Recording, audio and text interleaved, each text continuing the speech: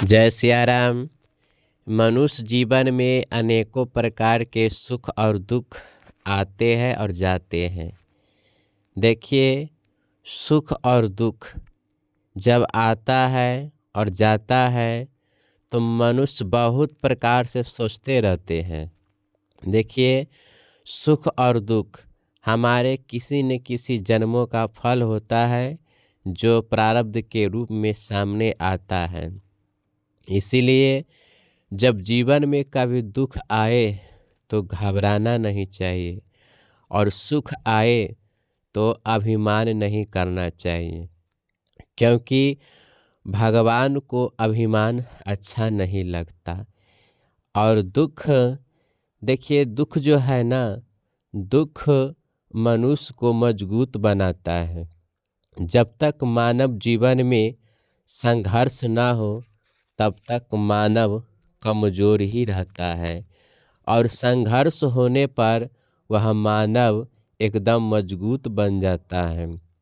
इसीलिए दुख में बहुत कुछ सीखने को मिलता है। मानव जीवन में यदि तरह तरह का दुख हो रहा है तो तरह तरह का ज्ञान भी हम सब सीख रहे हैं। दुख होगा तभी कुछ सीखने को मिलेगा। इसलिए दुख जब आए ना तो घबराना नहीं चाहिए, उस परमात्मा पर भरोसा रखना चाहिए, विश्वास रखना चाहिए, धैर्य रखना चाहिए। जिस परमात्मा ने इस पूरे संसार को बनाया है, मालिक सब देख रहे हैं, सब जान रहे हैं। देखिए, भगवान श्री रामचंद्र जी जब वनवास को गए तो वहाँ निषाद राज ने कहा कि माता कैकेयी ने ठीक नहीं किया जो आप लोगों को वन में भेज दिया। तो लक्ष्मण जी ने कहा, भैया बात ऐसी नहीं है, माता कैकेयी का कोई दोष नहीं है। इस संसार में सुख और दुख देने वाला कोई दाता नहीं होता है। इस संसार में जो भी सुख और दुख भोगता है तो उसे अपने अपने कर्मों का फल मिलता है। इसलिए इसमें माता का कोई दोष नहीं है, ये सब ईश्वर की मर्जी है। तो कहने के अभिप्राय यही है कि देखिए, दुख खराब नहीं होता, दुख सही है, क्योंकि दुख में हम सब बहुत कुछ सीख जाते हैं।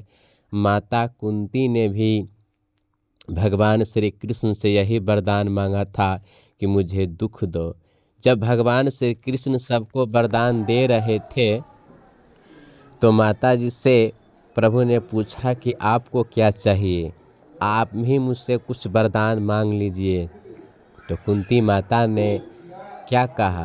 कुंती माता ने कहा कि मुझे यदि तुम देना चाहते हो तो दुख ही दो। श्री कृष्ण भगवान ने कहा, क्यों? सबने तो अपने अपने इच्छा से मनवांचित वरदान मांग रहे हैं, और तुम कह रही हो कि मुझे दुख दो। तो माता कुंती ने कहा, कन्हैया बात ऐसी है कि दुख में तुम्हारी याद आती है और तुम साथ रहते हो, इसीलिए मुझे दुख ही चाहिए। इसीलिए कबीरदास जी ने भी कहा है कि दुख में सुबरन सब करे, सुख में करे न कोई, आजो सुख में सुबरन करे तो दुख काहे क्यों होई।